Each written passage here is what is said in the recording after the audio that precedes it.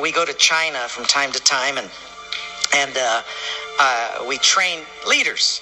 And this time we brought up 22 leaders from the Hunan province, and they rode 13 hours on a train to get to a hotel that they came up 2 by 2 in these elevators so as to not draw any attention. And then they got to a hotel room, a little apartment room. It's only about 700 square feet. In the little living room, no air conditioning, hardwood floor, 22 sat there. I came in, and when you teach in China, you start at 8 in the morning and you don't get done till 5 at night. You teach the whole day. They were sitting there, all 22 of them, and I looked around and I said, now, if we get caught, what will happen to me? They said, oh, you'll get deported in 24 hours and we'll go to prison for 3 years. I said, you're kidding. How many of you have been in prison for your faith? Out of 22, 18 raised their hands. I thought, no way. I looked at him and I said, you 22 people, how many people do you oversee? Because they were all of these small group leaders, underground church leaders in the Hunan province. I said, how many, if you counted up all the people under your jurisdiction, how many would it be? And they counted them up, and they said, a little over 20 million.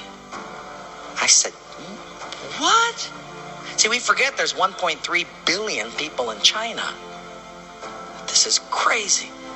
Well, I had 15 Bibles, and I passed them out. Obviously, 7 didn't get them. And I said, let's turn to 2 Peter chapter 1, and we're going to read it. And just then, one lady handed hers to somebody next to her. And I thought, interesting. Well, we turned there anyway, and as we started reading it, I understood why she gave it away. She had memorized the whole thing. She just recited the whole chapter. When it was done, I went over to her at a break, and I said, you recited the whole chapter. She says, oh yes, I've memorized many chapters. I said, where did you memorize many chapters? She said, in prison. I said, you have much time in prison. So I said, but don't they confiscate the Bible? And she said, yes.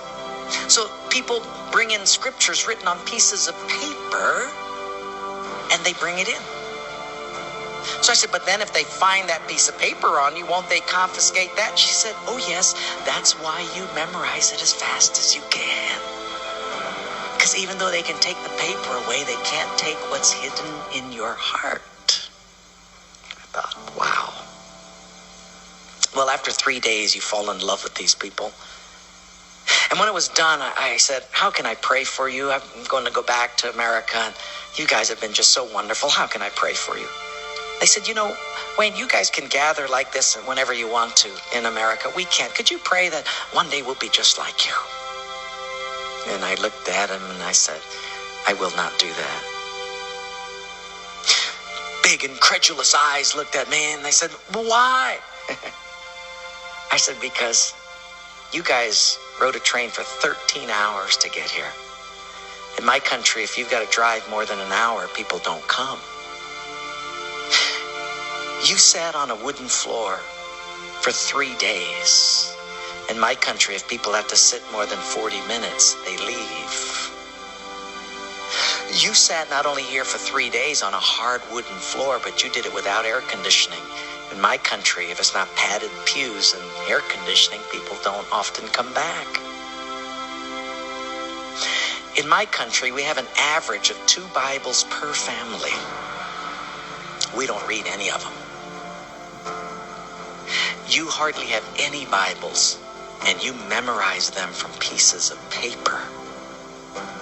I will not pray that we become like, you become like us, but I will pray that we become just like you.